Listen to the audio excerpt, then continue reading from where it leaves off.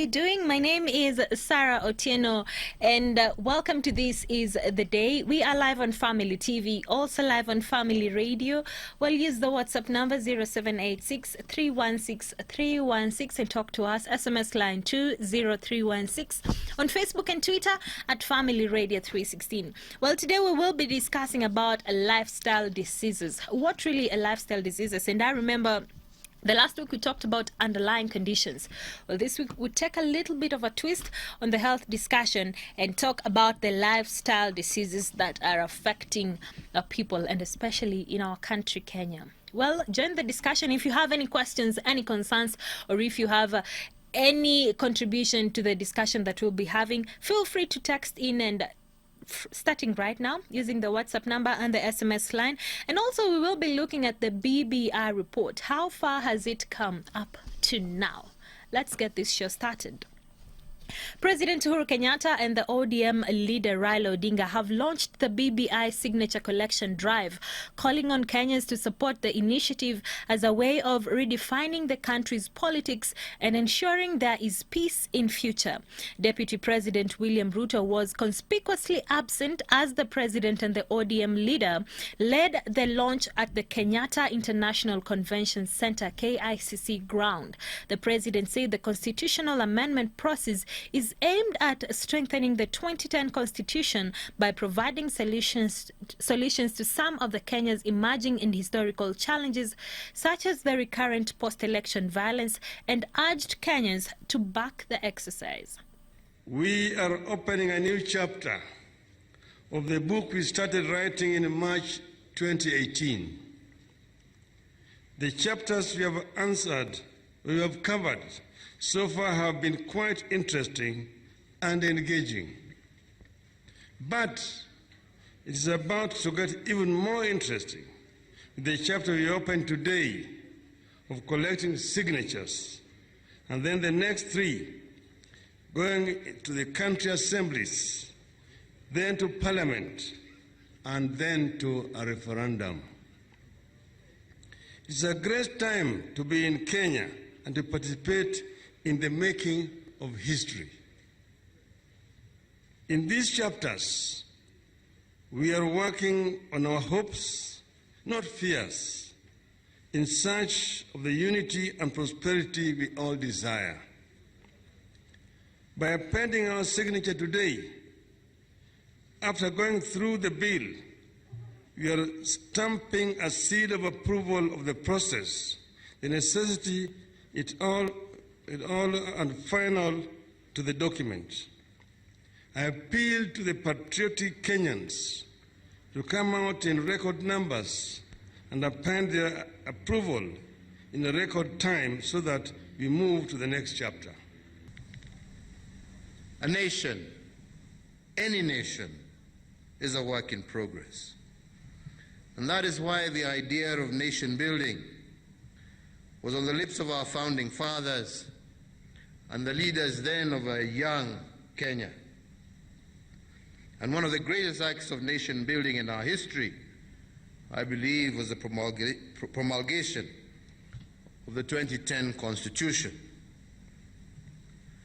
This sacred document contains the democratic dreams of Kenya that demand great sacrifices from many Kenyans, known and unknown.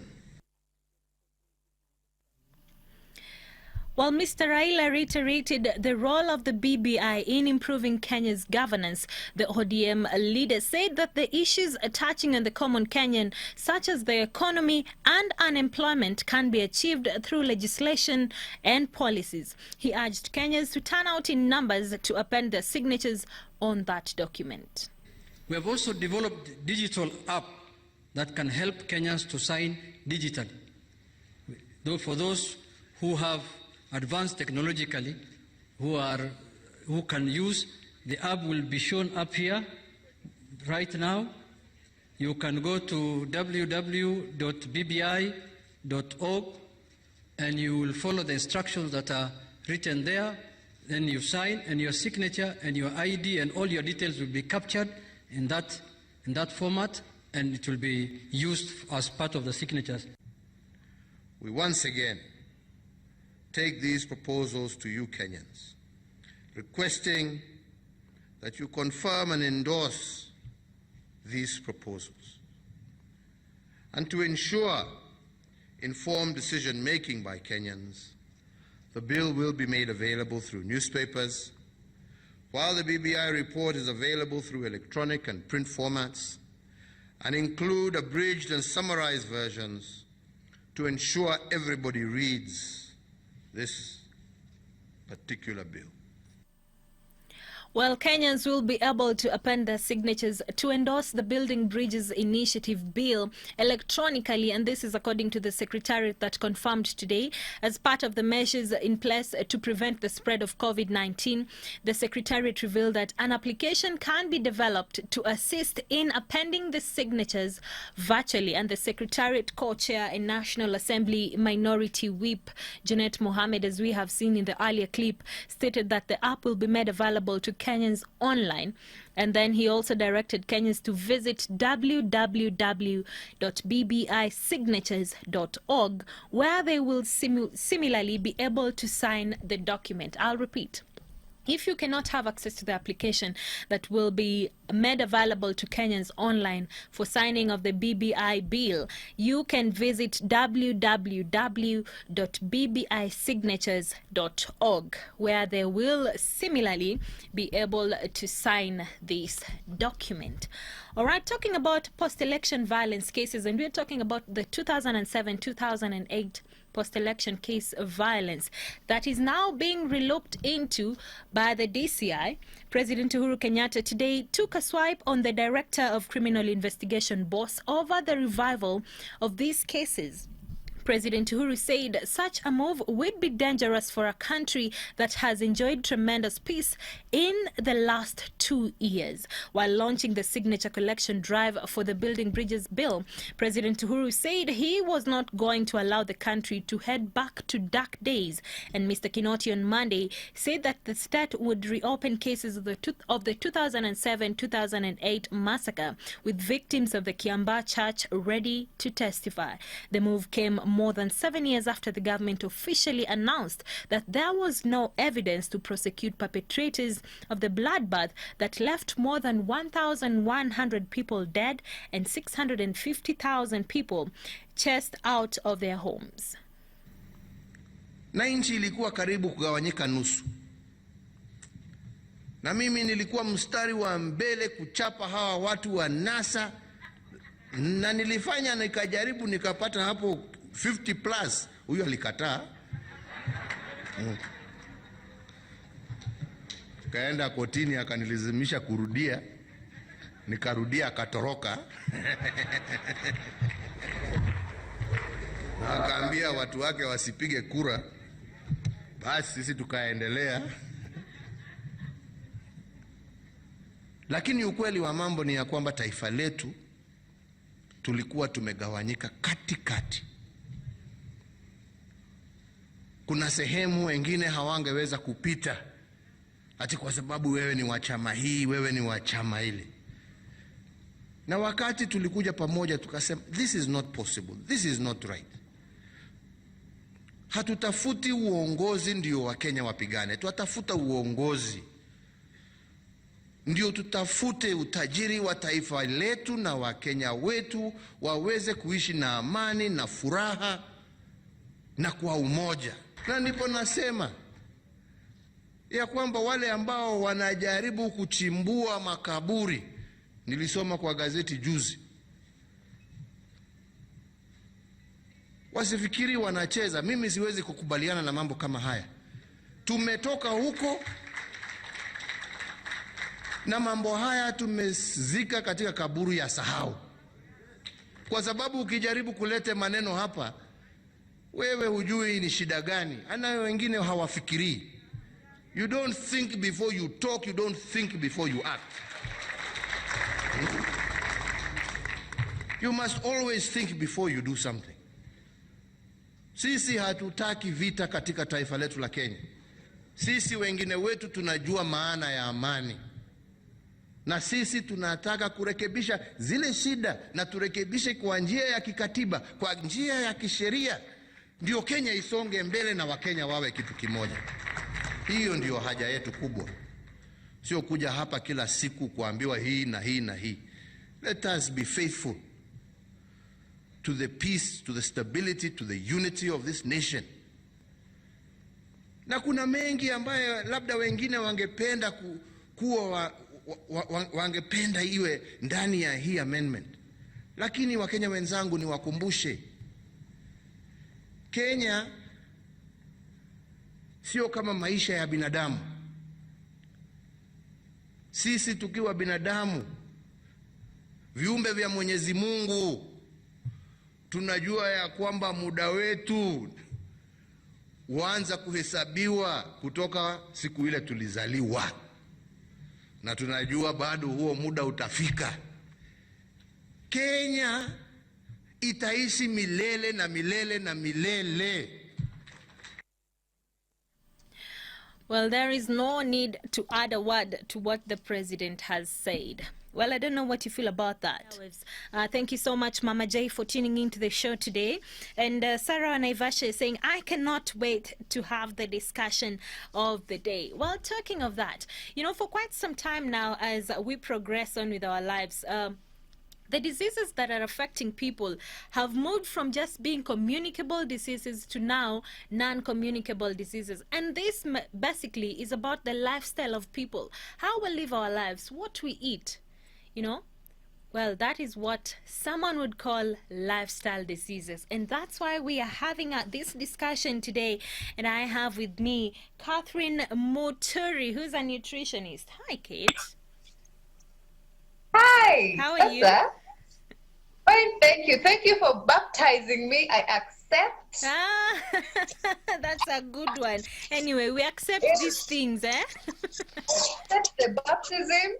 Before baptism, I was Christine, but for this session, Oh, Christine. No, let's go with Christine. I said Catherine. I'm sorry. Oh my goodness. No worries. How are you doing? Okay, it's good to have you here. And today we talk about lifestyle diseases.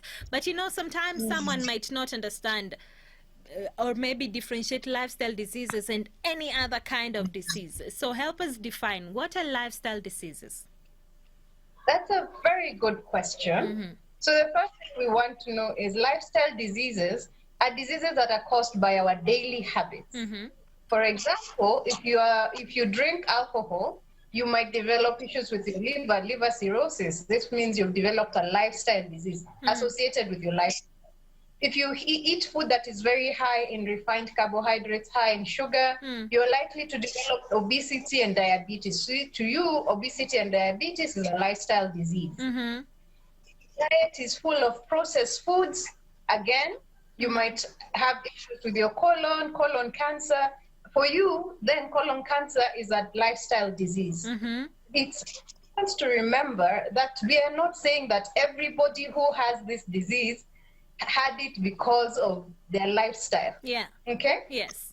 Diseases are not punishments. Then diseases can happen to everybody. Anybody can get anything. We pray and hope for the best, but it's important not to victimize anybody with a disease. I remember recently there's a video that has been in circulation where a local pastor was telling people that they have eaten their kidneys.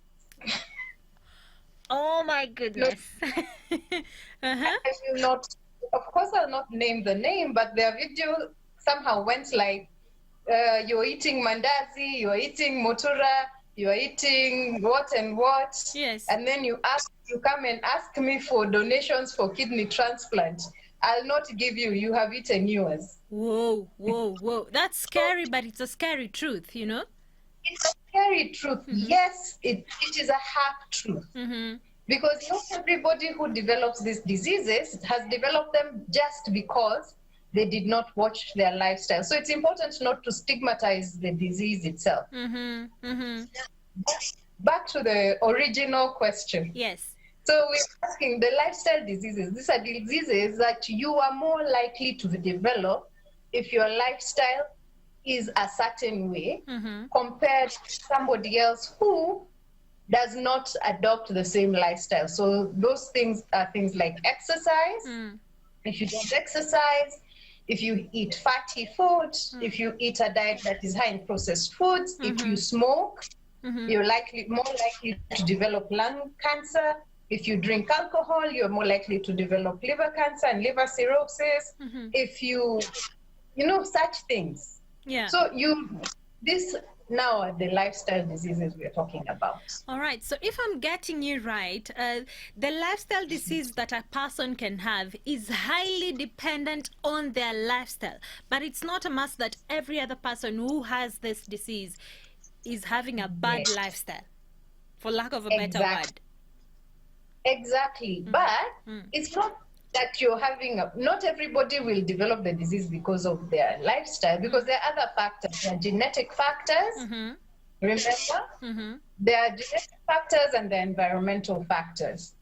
So when this come together, then a person is more likely to develop a disease.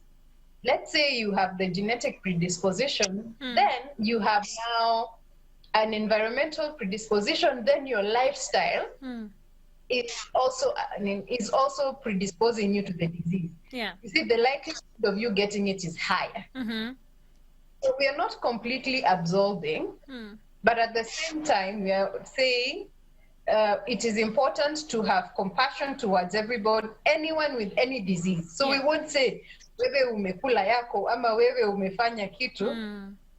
We're not pointing fingers. We are here to help. Yeah, that's very true. Yeah.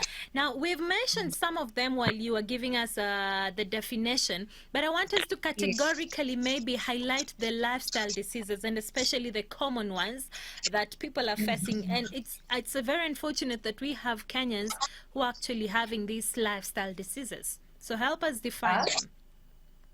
Oh, just going through the list, many diseases are lifestyle diseases. Now, these are the ones that we call non-communicable diseases, as you'd mentioned earlier. Yes.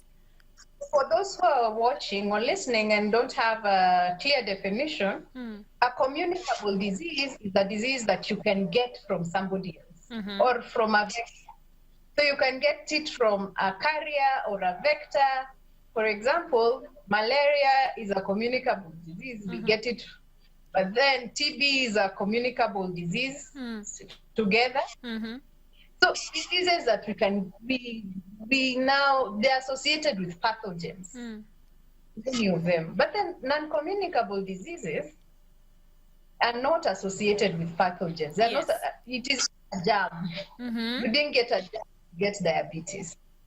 So some of them now, again, they include diabetes, all right? If you're eating food that is very high in refined sugars, you're not exercising, this comes very closely with obesity, because the likelihood of you developing type 2 diabetes is high if you are obese, okay? And when it's important also to say, yes, you can be obese, but you can also be what we like to call a Sophie. You remember? Skinny, fat in the inside. Yes, skinny on the outside, fat in the inside. So you're Sophie. You'll find this person is eating whatever and is not necessarily gaining weight. I put that in quotes. They're not gaining weight, but when you look at the blood parameters, their cholesterol is elevated and such like things. And such people also, because of their lifestyle, you see, it's not a physical thing. You're not looking at them and saying, you're skinny, so you can't be getting. But because of their lifestyle, they'll be more likely to get type 2 diabetes. Together? Yeah? Yes. Closely related is hypertension, high blood pressure. We have different cancers, especially lung cancer is associated with smoking. We have liver cancer associated with alcohol. We have colon cancer, which is associated with high intake of processed food, especially processed meats. Okay. And the list goes on and on. So basically, there are so many. But there is one thing that I would like to ask you, and this question actually came in when we were having the radio discussion, when we talked about having the lifestyle diseases discussion. And someone asked, is ulcers and HIV a lifestyle disease? Wow. Wow. You have put us in the red light. Okay. Oh, that's a very interesting question, because can we say yes, no? Okay. For example, we are not going to say HIV is a lifestyle disease. HIV is a communicable disease. The way it is transmitted is different for different people. All right. So there are people yes, there is HIV. There are people who got HIV from sexual intercourse. There are people who got HIV from blood transfusions, especially in the past. Right now, the stop that are better. This is less likely to happen. There are people who got HIV from maybe injury and there was blood exchange. So we cannot say that that is a lifestyle disease, really. Yes. And doing so will be unfair to a whole subset of the population. Remember, there are even children who are born with the disease. So it would be very unfair to say that it is something that was associated with lifestyle, and that is why. It's very unfair. When you're talking about stomach ulcers, now stomach ulcers have been seen to be as a result of the H. pylori bacteria. Yes. For most of them. And this bacteria, this is a funny story. But this bacteria is present in most of us. Majority of us will have it in small dosages. Kadogo tu kanaishi, like a little bit of it lives within us. We have it. Now, when there is an overgrowth, is when when that overgrowth happens, it's the bacteria itself starts attacking the lining of the gut. The overgrowth is brought about by so many different things. All right. So first, you change your diet to a diet that is very, very thick. I will call it thick. Yes. In refined carbohydrates and sugar. You see, the bacteria, there is a higher likelihood of an overgrowth. Okay. If you are now not exercising well, you're more likely you have poor gastric emptying. There's so many things that come into play. Again, we will not completely call it a lifestyle disease, though there are lifestyle components to it. Okay. I like that definition. There are lifestyle components to it. And that now brings me to the next question. The causes of these lifestyle diseases, and you've touched about some diet, some exercise. Maybe are there any other major causes of these lifestyle diseases, or maybe a majority of them? Just the majority of them is diet and exercise. Now, again, as I mentioned before, diet, exercise, smoking, alcohol. If whatever you're eating, if you're eating food that is not healthful, very low in fiber, high amounts of sugar, again, as I had mentioned, there are diseases that you're more likely to develop. If you're drinking alcohol, there are diseases that you're more likely to develop. Some people, again, it's when we're looking at, let's say, alcohol, a lot of liver cancer, liver cirrhosis, damage to the liver occurs with alcohol. But then the first thing that we see when that is progressing, before you get to liver disease, we just start seeing that we call them liver function tests are deranged, your cholesterol starts going up, things, your lipid profile, the fats in your bloodstream are higher because your liver has started becoming fatty. You see, now this is something that you could have avoided by just reducing alcohol intake. So we've talked about all those, and mostly these are things that we can avoid. We're not saying stop completely so that now today you cannot, the takeaway will not be the nutritionist said we should never eat a carbohydrate. It's true. That is not the takeaway. The takeaway is the word that we love to use, and that word is moderation. So anything that is done in excess will cause damage. Everything that is done in excess will cause damage. Even the best things, like even if you exercise excessively, Yes. you will cause damage. Whoa. So just look at it. Ask yourself the question. Do a self-audit. Ask yourself, is what I am doing likely to cause me damage?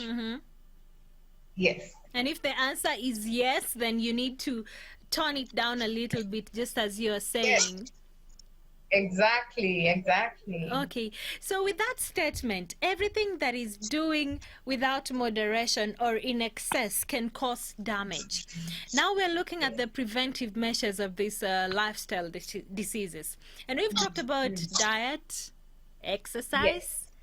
Now, what other ways can we help to actually prevent these lifestyle diseases? And it's so unfortunate because at the moment you also see children that are suffering from these diseases, and it's not nice. It's not nice to see an obese child. That's a very good question. What can we do to stop it? And that's why we are here. So the first thing is exercise.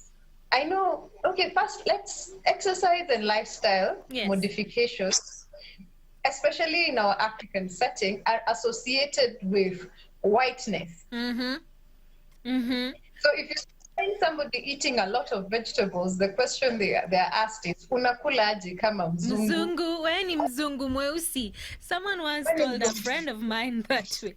Weni mzungu mweusi, why are you going to the gym every other day? Exactly. You see, adopting, we have been told and we have been taught over and over again that if you're adopting this lifestyle modifications, it is to stop something. We are not taught it is to prevent something.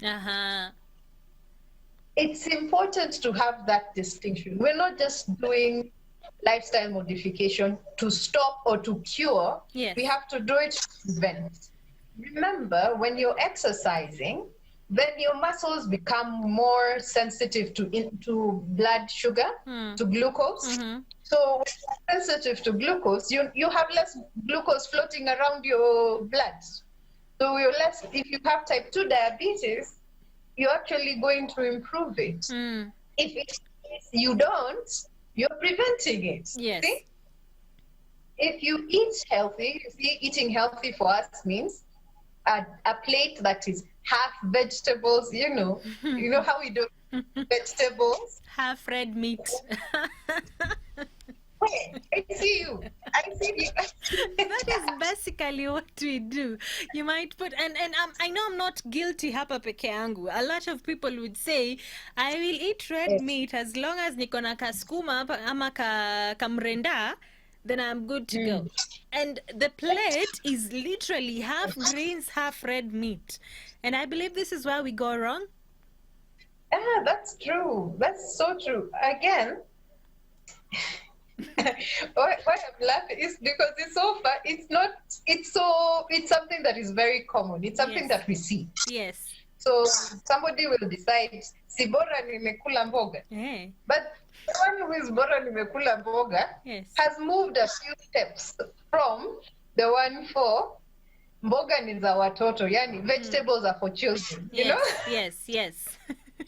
So it's important to strike a balance. You need all these nutrients, okay? You need the protein, you need the carbohydrate, and you need the vitamins. Now, these ones come from the vegetables. The carbohydrates are the ones that give us energy. So if you're eating food that is low in energy-giving foods, you are more likely to be tired, you're more likely to be dizzy, you're more likely to be moody. And that's why when you go on some of these diets, like the half red meat diet, they also tell you don't exercise too much. Because you do that. True? You'll hear that be said. So that's the first step. You need all these components. You need all these parts of food. There's a reason they're there. So first, we were at the half plate vegetables. So half your plate is always vegetables, then a quarter protein, a quarter carbohydrate. And the carbohydrate is not a carbohydrate tower, as I have seen it being posted in several memes. Carbohydrate Oh, tower. the carbohydrate tower, yes. I like that. No, Uh-huh. it's not a tower valley, the size of your fist, just your fist. Uh-huh.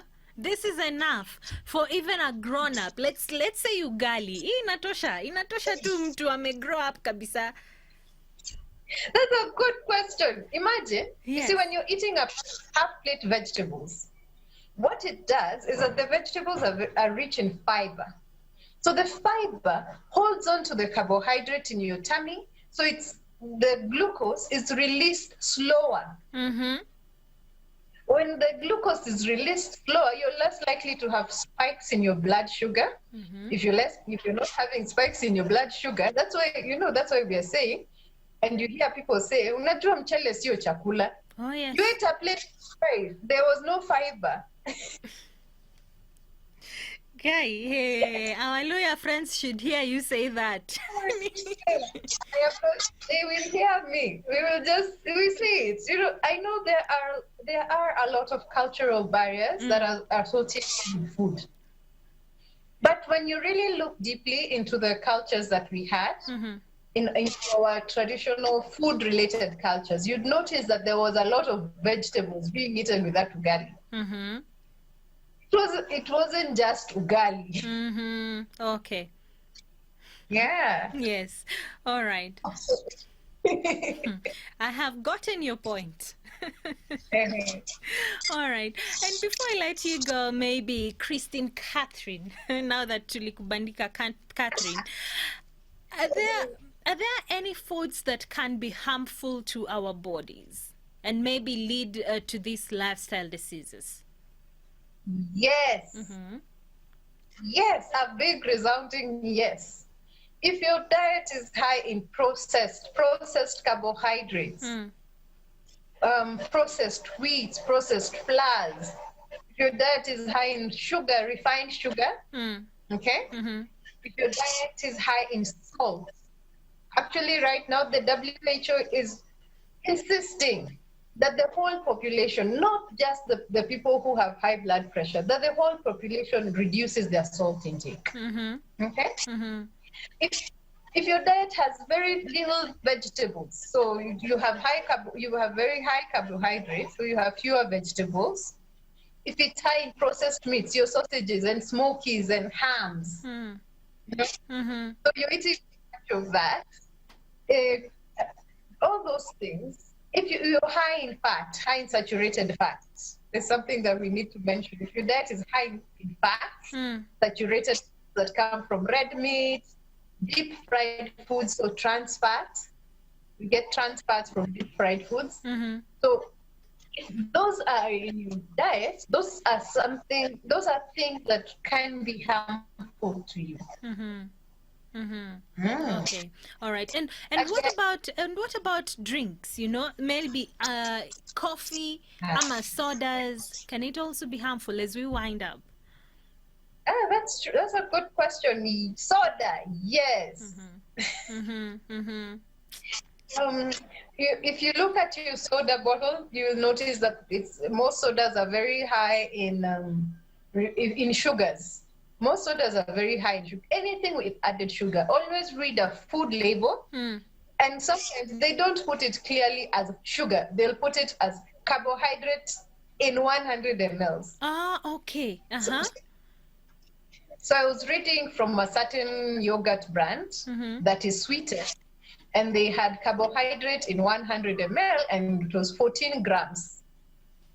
Okay. But then 14 grams is approximately 14 grams is almost 3 teaspoons. True? Because 1 teaspoon is about 5 grams. 14 grams is 3 teaspoons. And remember, you're drinking 500 mLs of it. So you're taking those 3 teaspoons times 5. Whoa, okay. That is just so depressing. Anything with refined sugar, drink water. Kunywa maji, drink water.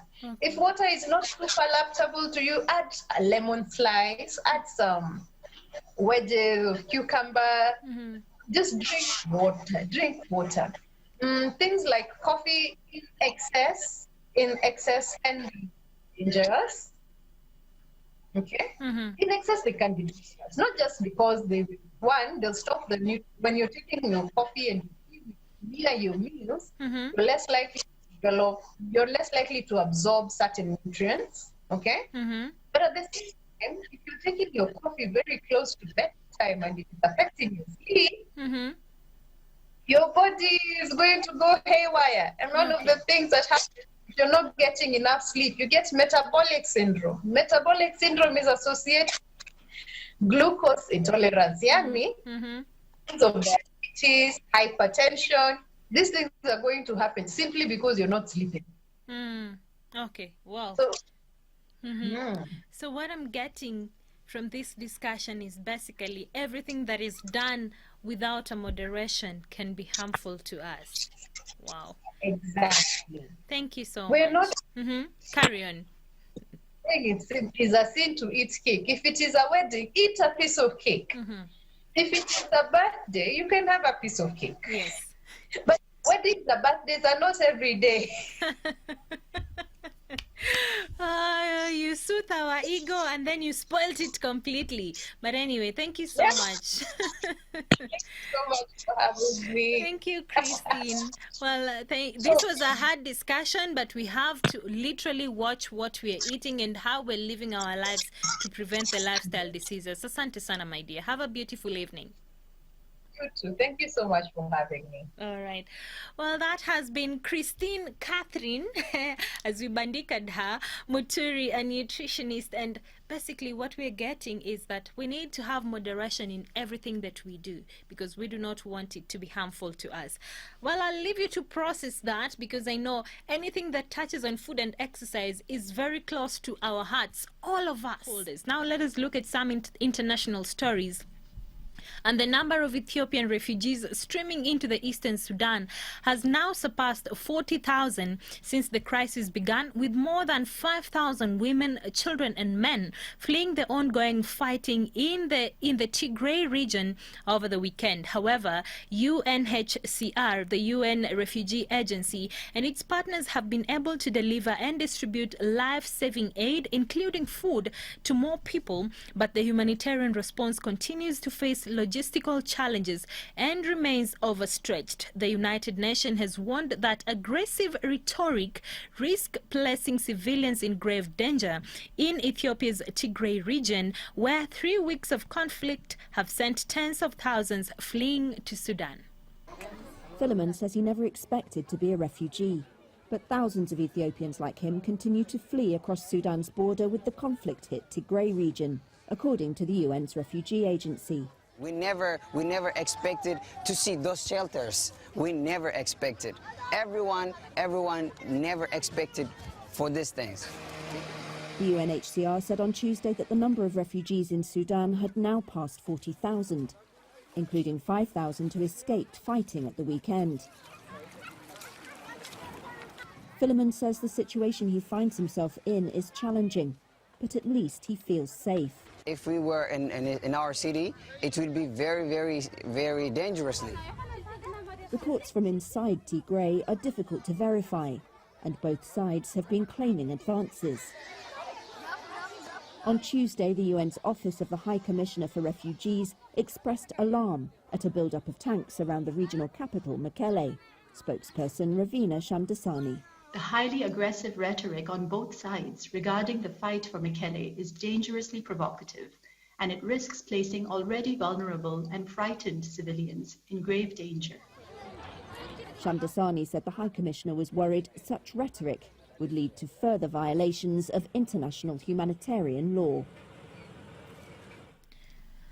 Well, as the COVID-19 lockdowns have been seeing increasing cases of gender-based violence, and Nigeria's traditional and religious leaders are urging men to protect the rights of women and girls. The campaign coincided with the state of the UN's International Day for the Elimination of Violence Against Women. Only Nigerian men, including traditional and religious leaders, attended this UN and EU-sponsored town hall meeting. But the intention was not to exclude women. The participants were there to talk about ending male violence against women. In most cases, when we come out talking about women participation, women ending violence against women and girls, most at times men feel left out for the fact that while they are the perpetrators, and still in some cases there are other male champions that are trying to stop or eliminate the violence against women and girls. So we see this as a strategy to engage men, to see themselves as allies to gender equality. A UN survey shows 3 in 10 Nigerian women experience gender-based violence by the age of 15. But many cases go unreported due to stigma. Margaret Agu's brother-in-law raped her when she was 15, but reporting the attack nearly tore her family apart. It brought family crisis between my father, my mother, and my in-law and my sister. Was apprehensive and she doesn't want things like that. So I called off the case. Nigerian authorities say the cases of violence against women more than tripled during the COVID-19 lockdown. Ahead of the International Day for the Elimination of Violence Against Women on November 25th, Nigeria created an office to gather data and better track the culprits. Meantime, Nigerian authorities have awarded the UN's country director and the head of the EU delegation as champions of women and girls. With more acknowledgement of honoring them as he or she, they will know that they are invited with full commitment to join in this battle. It's a war. It's a battle that we cannot fight it alone. While it will take some time before the negative trend of violence against women is reversed, authorities say it can only happen if more men take responsibility. Timothy Obiezu for VOA News, Abuja. Well, remember, today marks the start of 16 days where we are actually talking to people about the elimination of gender-based violence, starting today. And this is an event that is commemorated not only in Kenya but also across the globe, with the UN being on the lead of this, just preventing gender-based violence. So take part in this. Talk about the rights of women and how gender-based violence can affect our country. It actually has a negative effect. So this is something that we are pushing for in the next 16 days. From I and the team, thank you so much for tuning into the show. We wish you a good night, and I will see you tomorrow. For this and more of our shows, log on to www.familymediaonline.com to enjoy a wide variety of programs, from current affairs to testimonials and features, pastoral and inspirational shows, kids entertainment, and so much more. Also stream live on www.familymedia.tv.